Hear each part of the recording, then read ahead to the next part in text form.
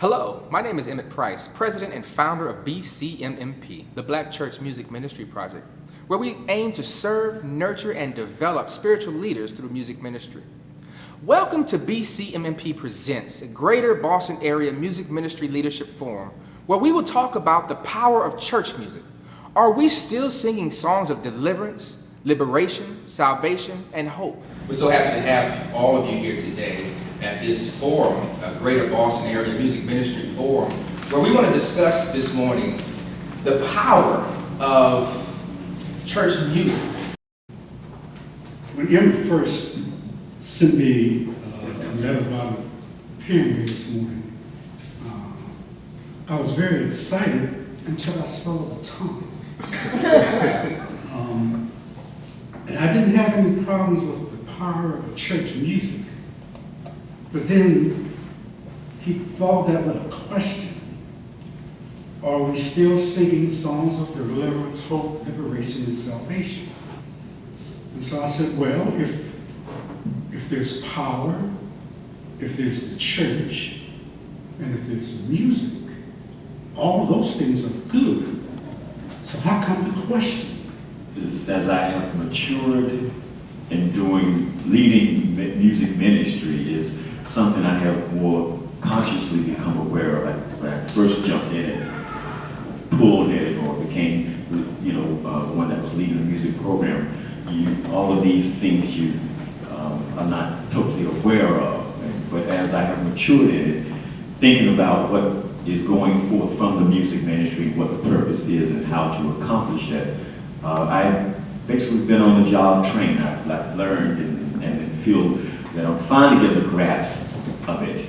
And the thing that pops in my head is that it's an awesome task what we attempt to do or try to do. This topic, the power of Black church music, can be analyzed on two fronts. I mean, we can talk about it from a cultural standpoint, but then we can also talk about it from a biblical standpoint. I think Dr. Kemp was touching on that in the beginning. I was reminded of a car ride. We were driving around, it was a couple years ago. There were a lot of festivals going on. I think it might have been a Puerto Rican festival that was happening.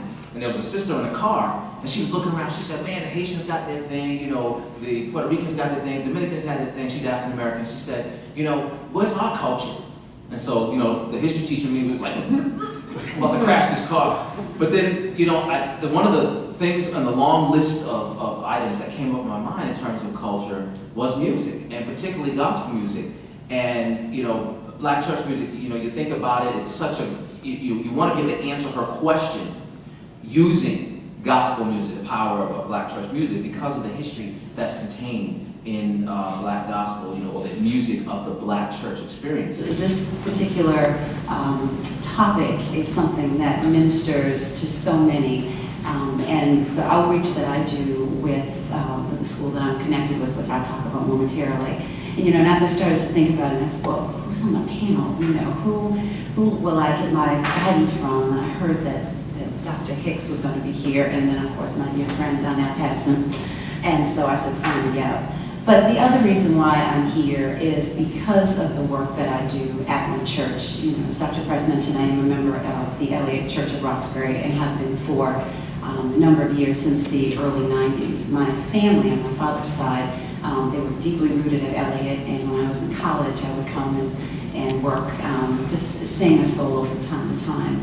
And then I started to really become even more entrenched. I grew up in the church, just like all of you have. I grew up, knowing and understanding God's word from the youth all the way, my youth choirs, all the way to what I'm doing now. And I realized quickly that it wasn't about what I could do, it was what God gave me, and that I had to take my gift and minister to others. And I quickly learned that at a young age. And so, my singing and everything that I do is such a reflection of what God's gifts are. And there is a difference between being a vocalist and being a singer. She's a singer. I approach this topic from the point of view that I see, or I observe, or I think, that what we call or think of as the Black church is in crisis. And music and its role is central to that. And I think that one of the reasons the church is in crisis is because the role of the music is lacking in definition.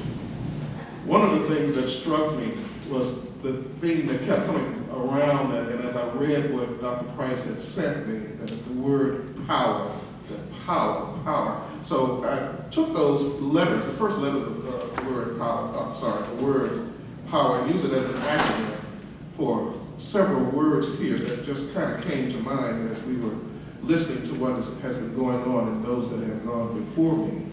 And the first thing that came to mind is passion.